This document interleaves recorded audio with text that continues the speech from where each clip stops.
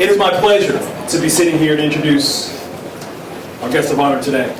President and CEO of Memorial Healthcare System, been with Memorial for more than 40 years, been Chief Operating Officer running Memorial for close to 30 years. Please welcome Mr. Frank Sacco.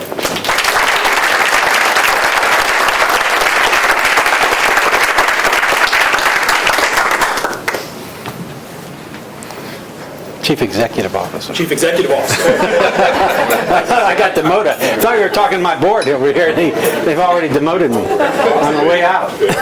This is the beauty of live fact checking. Sometimes we call that in news Twitter. People will real quick to reach out to us and let us know. Mr. Sacco, a little history.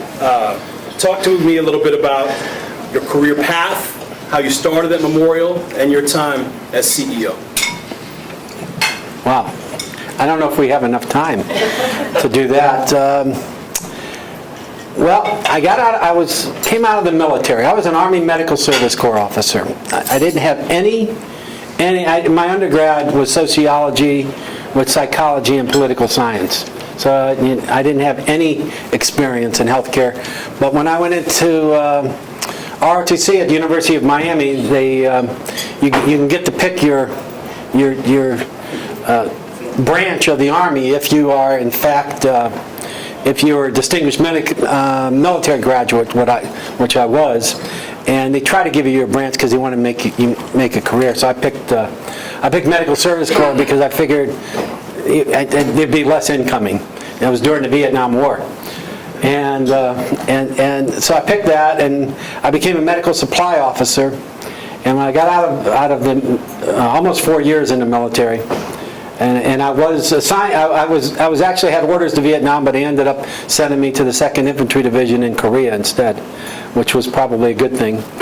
And then I came back to Miami, where I went to high school, went to college at both Miami-Dade, then the University of Miami. And I couldn't find a job in healthcare.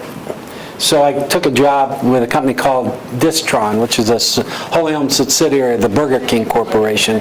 And much to my surprise, we had the same supply systems as material management systems as the Army did. So I was in a management training program, and they were accelerating me, and they're going to send me to either Cleveland, Ohio, in a real job, or into Greensboro, North Carolina, or Dallas, Texas. Well, I was born in Akron. I didn't want to go to Cleveland, and I'm not LeBron.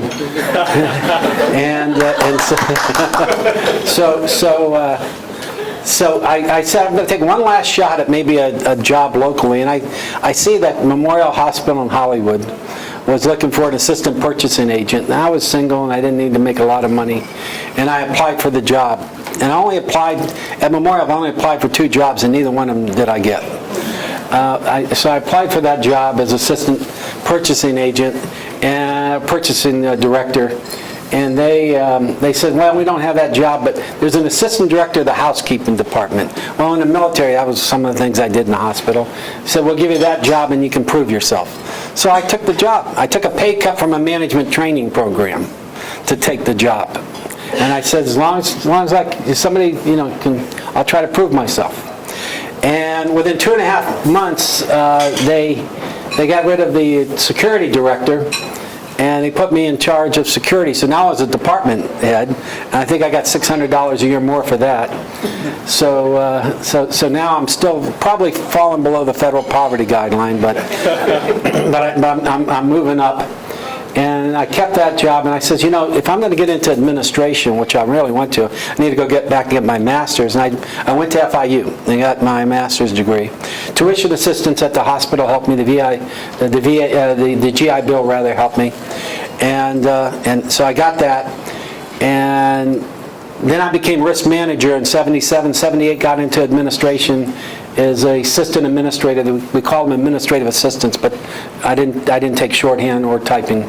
So that's the term, assistant administrator now, we call them. And That was in 78. By 83, I was senior associate administrator in charge of all clinical departments, including the nursing department.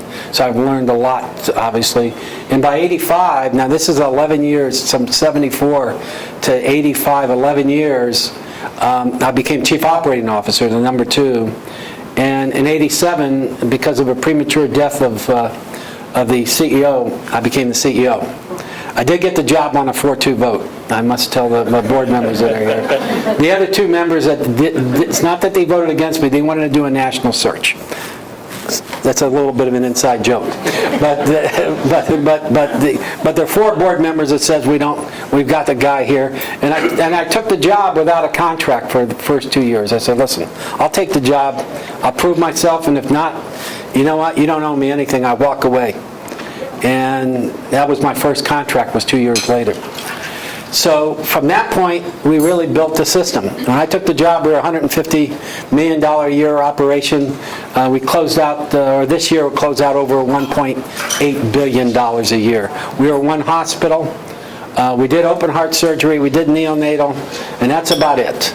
We weren't at level 1 trauma center like we are today at one hospital. We weren't the Joe DiMaggio Children's Hospital. We were a pediatric unit. We weren't Memorial West, we weren't Memorial Miramar, we weren't Memorial Hospital Pembroke, we weren't Memorial Regional Hospital South, which has turned into the 4th busiest rehab hospital in the entire state of Florida. So that's my career path, and for those of some of you who may not know, I've announced my retirement, and I plan to retire at the end of February. You had mentioned a couple of things in that path. Named CEO, willing to not take a contract. Early on in the process, being willing to step off a management track to get those opportunities. Those sacrifices, how essential were they to your mindset? How much do you think that played into your success, your willingness to believe in yourself as you strove towards that goal? I was too dumb and too young. But I had confidence in myself. I remember seeing a clip when Florida and Florida State, and I'm a Hurricane, so, but when, there you go. When Florida and Florida State was playing, when Spurrier and Bowden, and Bobby Bowden said, and it resonated with me, Bobby Bowden said that, you know the difference between Spurrier and myself? He said, Steve Spurrier is supremely confident. He's confident that he's going to go in the game and win. Bobby Bowden says, I'm always worried about losing the game and how we're going to lose the game. And I have to tell you, early in my career, I was always worried about losing, but willing to take the risk. But I would always work. I mean, I used to come in at 7 o'clock and leave at about 7:30. Now I come in at about 7:30 at 8 o'clock and leave at 5 or 5:30 unless we have a late meeting, because I've got such a great staff. It took me a while to build the staff up, but I have to tell you, it's always looking at what can go wrong. Always looking at what can go wrong, and that's something that drove me. I'm going to let you keep the mic. Everybody can hear me okay? Yeah. Okay, I'll let you keep the mic, Sacco. Leadership. When did you start considering yourself a leader? And do you think that is something that is inherent or something that is created along the journey? That's created. I think some people, I'm an introvert by nature. People think I'm extroverted, but I'm an introvert by nature. And there are extroverted leaders, like Shane Strum is an extrovert. I mean, he works a room like he's running for something. But I'm really introverted. It's my leadership style has changed. Coming out of the military, I was pretty autocratic. I was an officer. You gave orders. You expected those orders to be, to be followed. Early on in my career, probably what made me successful up to chief operating officer is I was more autocratic than I am, far more today. My early days as CEO, I followed a legend. The guy had been CEO for 20 years. You can't say, people say, well, we're going to follow you. You've been there for 28 years. This guy's been there 20 years. People are saying, what's going to happen? I mean, this guy he was very charismatic, much more charisma than me. Much more better looking than I was. I mean, so he he really eased his way around things, and he was very, very inclusive. I was much more direct in my leadership style, and remained that way.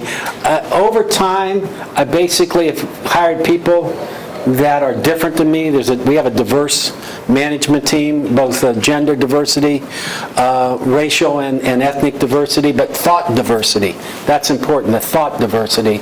And I think that comes with diversity. But a very diverse management team, and let everybody speak and have their opinion as part of, I've got a whole bunch of mini CEOs actually. And what's happened is, we basically made a commitment together for accountability. It's accountability management. And when you do that, you don't have to be autocratic. It's accountability management. And you know what? And when we make mistakes and we fumble on the goal line, we don't like it, but we learn from it. We learn from it. And that's what I tell people, is learn from your mistakes. You can't keep making the same mistake, but learn from your mistakes. Is there a leader that you admire? Oh, there are a lot of leaders I admire for different reasons. I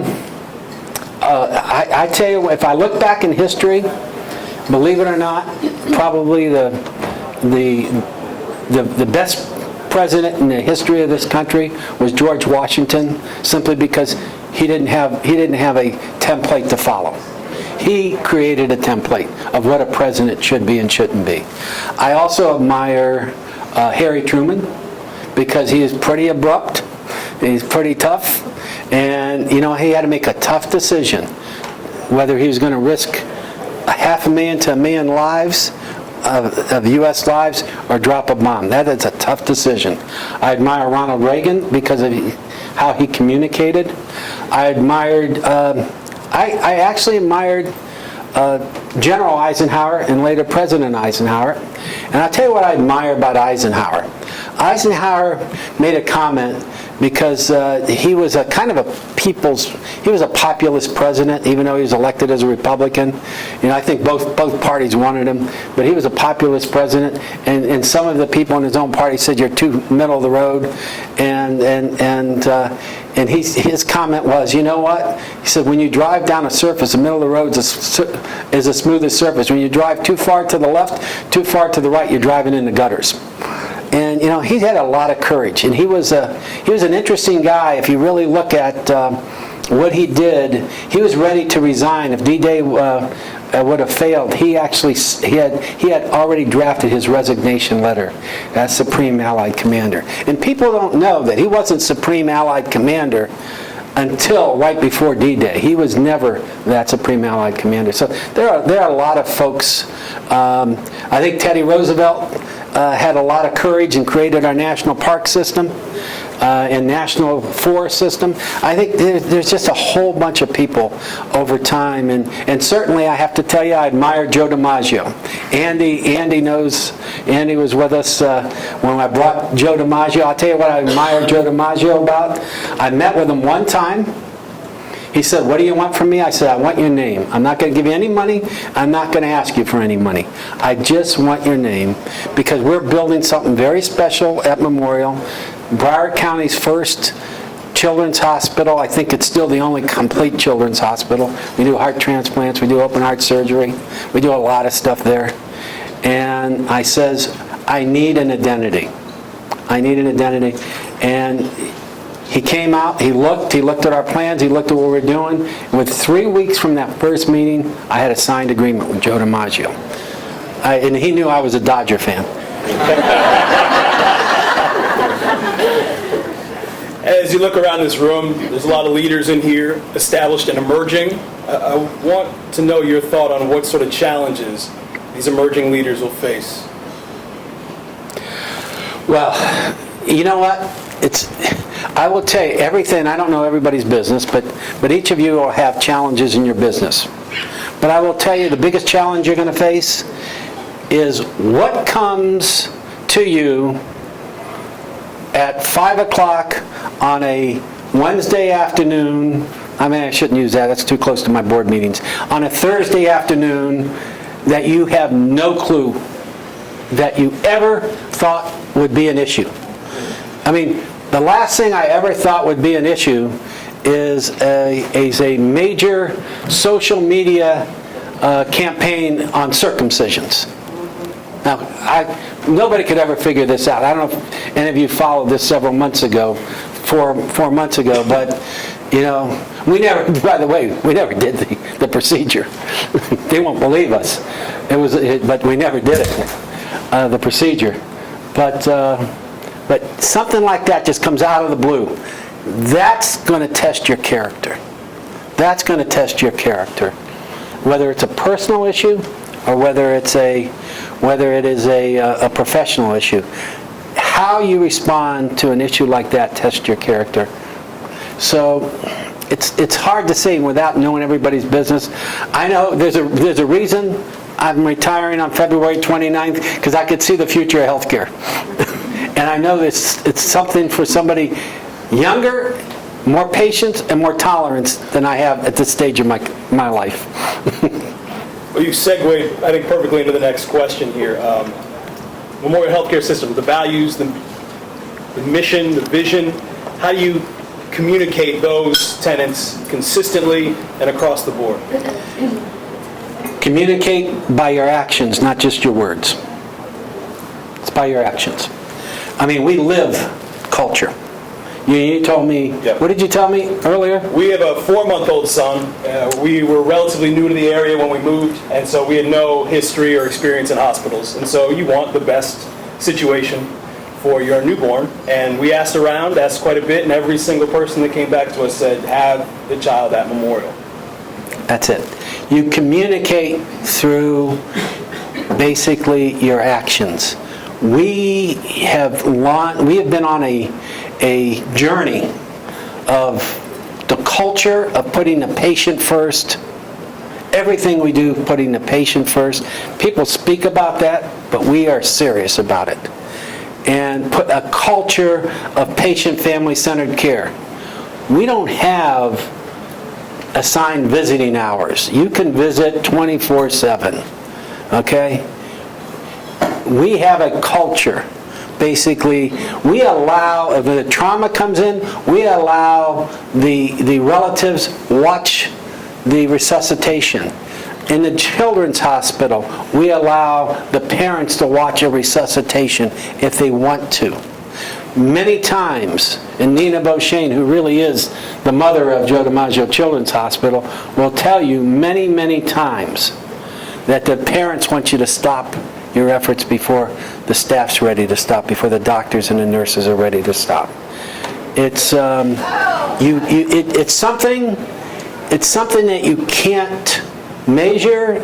It's something that you can feel. It's palpable when you walk into our hospitals. I can't tell you how many doctors, as Nina now recruits a lot of our high-end specialists, say that they feel it when they walk into our hospital. I was telling Eric earlier that one of our executives' wives had to go to the Harvard system, Mass General, the Brigham, Dana-Farber, for something very specialized. And I asked him, how was it?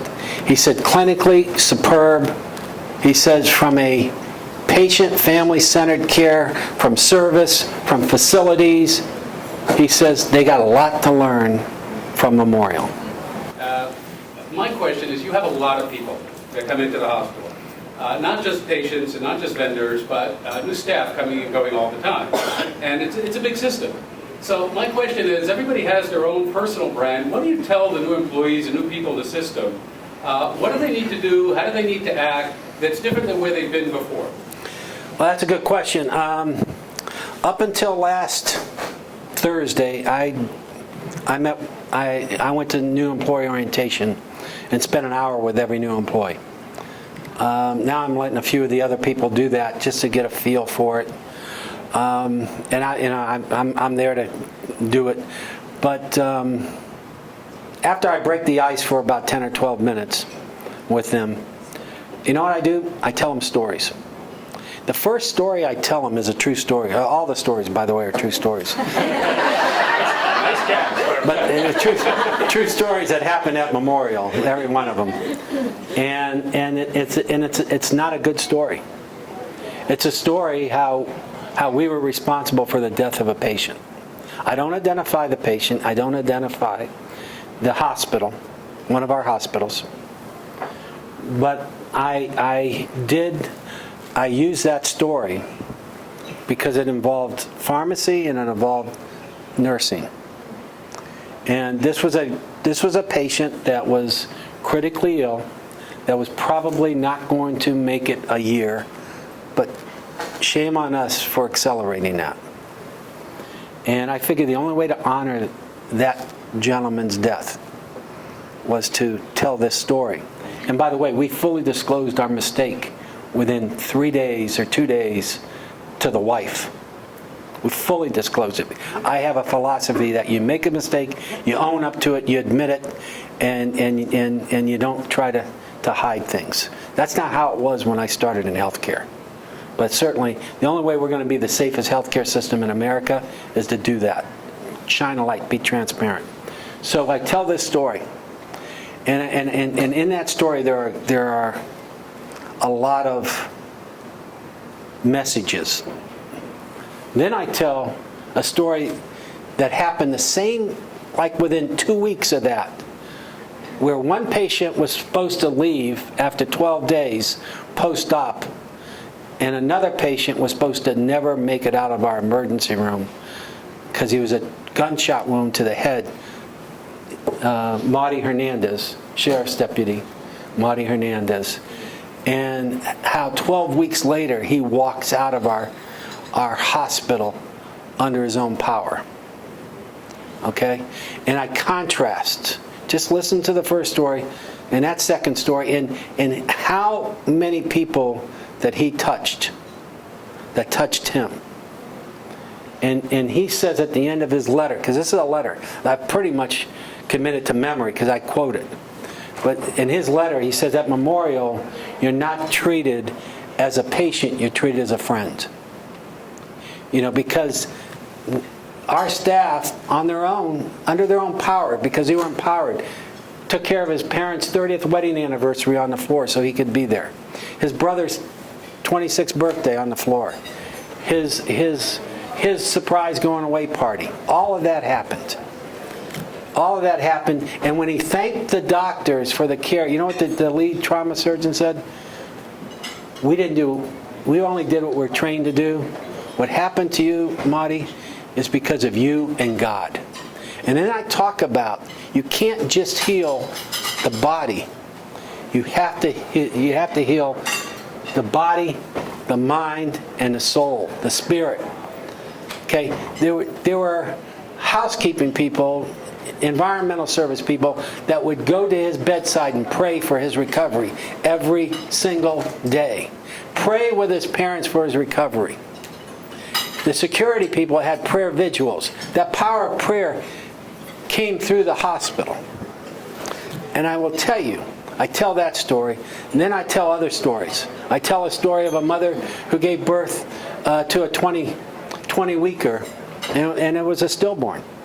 And how one of our nurses allowed her to hold that child, and she says, little Jennifer, she's so precious. Why? And our nurse said, she's so precious that God wanted her with him now. God wanted her with him now.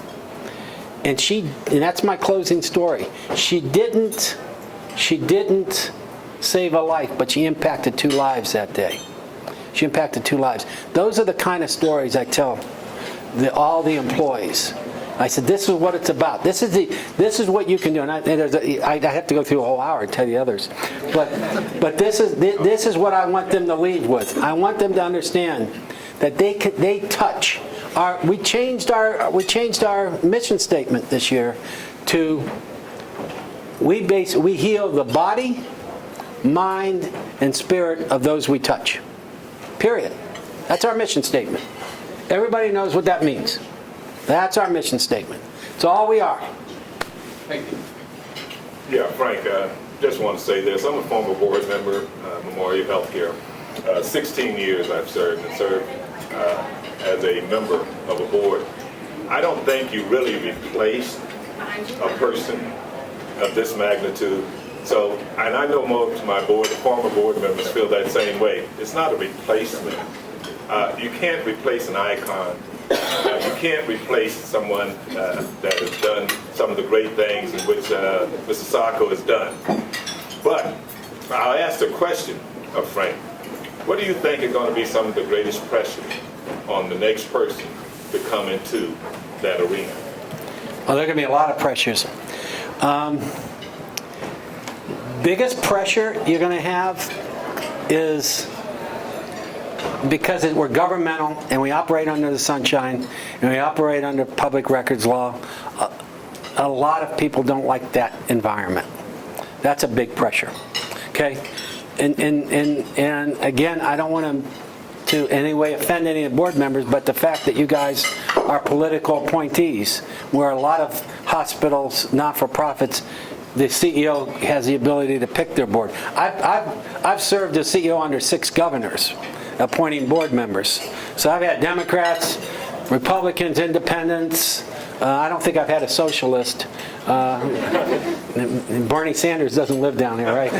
So I don't know if he's a socialist or liberal or something. I think he's independent, isn't he?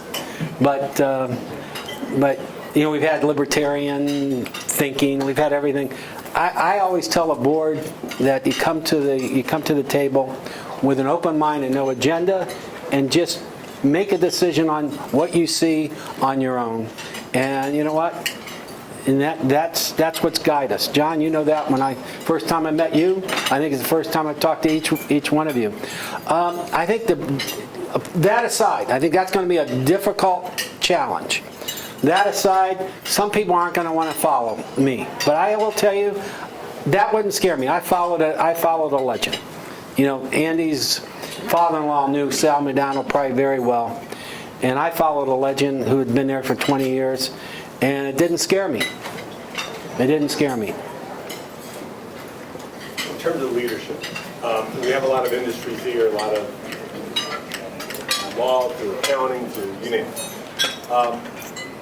What traits, and a lot of different personalities, as you said, introverts, extroverts, what general traits do you think make a good leader that you've learned after so many years as the top leader? Well, the very first trait, we have 12 characteristics of an executive that when we hire. The very first trait is integrity. I will not hire anybody that has questionable integrity. I mean, that's a deal killer. It's integrity. Okay, if I'm looking and we're hiring, we look at the next, what I look at is, after integrity is motivation. Now, motivation without integrity is Madoff and Rothstein.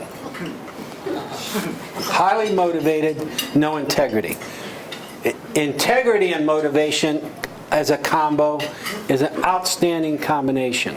Then I look for potential. I will look for people that really have the potential to develop and grow. I mean, Nina, we grew from, she was my second resident, administrative resident. We call them fellows now.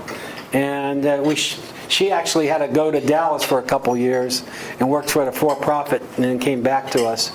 But has that potential, that real strong potential.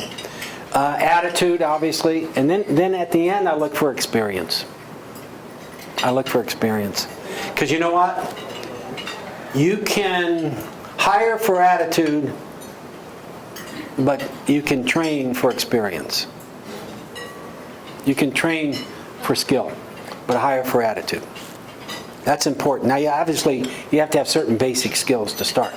You have to be an attorney. I guess you have to, you know, unless you're faking one. You have to be a banker or whatever. But I wouldn't give a lot of credence. I'd rather hire for integrity and motivation and potential over experience.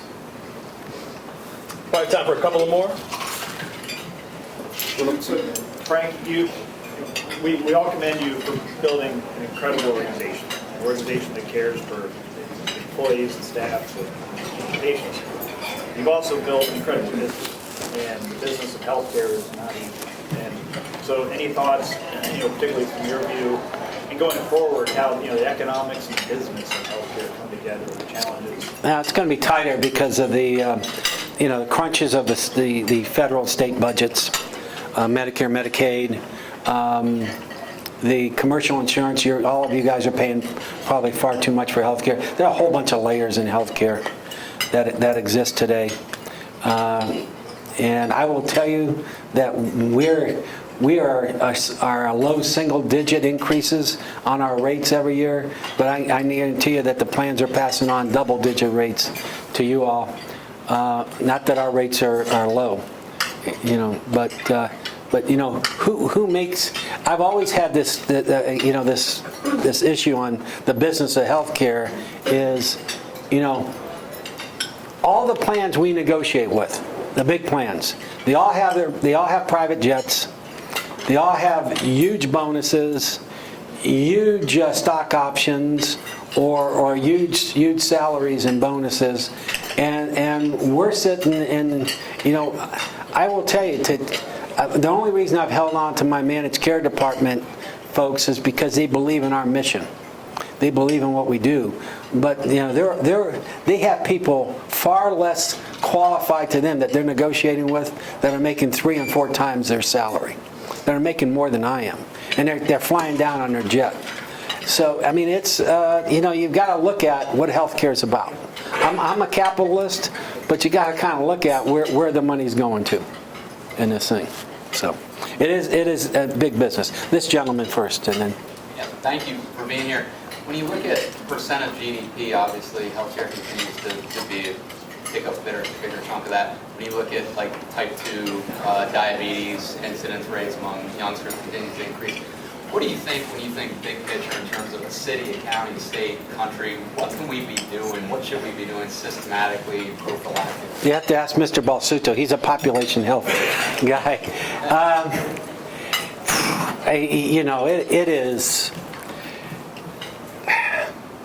Is it societal or is it healthcare? And I'm not a fan of a single payer system because I've seen the problems with it. But you're not going to get to population health until you get something like that. If you go capitation too early, you're going to bankrupt your hospital. You're going to bankrupt your health system. As long as we're in the system we have today, I think you're going to find a lot of pressures on the dollar, and you're going to find that the percentage of GDP in healthcare is going to continue to increase. And I don't know the answer. Like I've always said, I'm not a policy wonk. I used to say, I don't make policy. My job is to, once policy is made, to figure out how to implement it and how to be successful. And that's what I've always put my focus on. Because you get lost up here sometimes. You get lost in the clouds, and you better be down at the ground level when it comes to taking care of patients. I know I didn't answer your question well, but I don't have an answer. Last one, sir. Catalina beat me. Okay, Catalina? Okay. What do you envision the next 10 years for Memorial to be? And if it was your choice as to what you would want to tell your board, who I know a lot of them are here, and when they're looking to find somebody to take over Memorial, what are you asking them to look for? Or what would you hope that they look for in the next CEO? Find someone that will appreciate and preserve the culture of Memorial Healthcare System. Every business has a culture. Okay? We've created a culture at Memorial, and the next leader has to build upon that culture. That culture was created by my predecessor, and I built upon his culture. What I built upon his culture was a culture of accountability and performance and teamwork that didn't exist under his leadership. This is my mentor. But he had a culture, he always had a culture of putting the patient first. He always had a culture of excellence and a clean facility and good relationships with the physicians. I added to that culture. Once I got my sea legs, so to speak. I'm not a Navy guy, Doug is, and Freddie is, but I added to the culture. And that was, okay, all of that is great, but you know what? We have to have a culture of fiscal responsibility. We have to have a culture of accountability.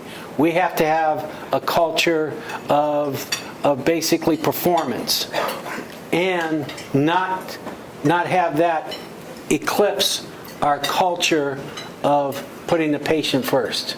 And we got to figure out, and you know what, it takes a while. That doesn't happen overnight. It takes a while. That's preservation of culture. Well, thank you for being here. Thank you.